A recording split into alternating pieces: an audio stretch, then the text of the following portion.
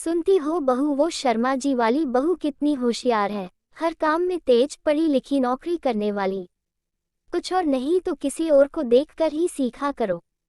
बेचारी रिया रोज की तरह आज भी बस अपनी सासुमाँ की बात सुनकर रह गई। रिया बहुत ही सुंदर स्वभाव से, शांत और सबके साथ घुल मिलकर रहने वाली है।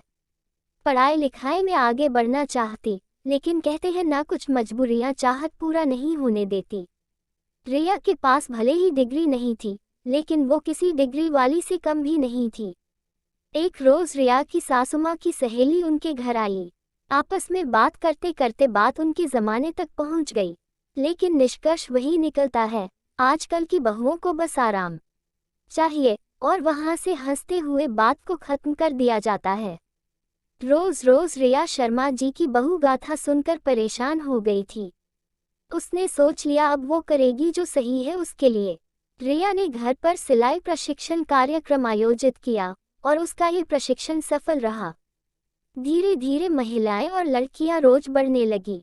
इस तरह से रिया ने अपने दिनचर्या में शामिल कर लिया अपने इस कला, जो शादी के बाद कहीं न कहीं खो गई थी।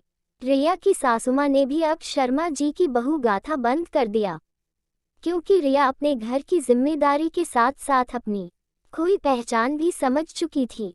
लेकिन सबसे ज्यादा खुशी इस बात की मिलती है कि रिया ने अपनी इस खूबी को अच्छे से पहचान लिया।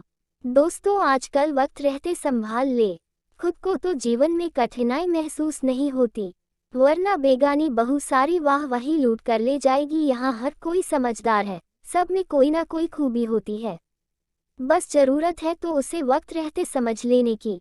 अधिकतर देखा गया है कि लोगों को खुले विचारों वाली महिलाएं खूब पसंद होती है, लेकिन खुद के घर की नहीं।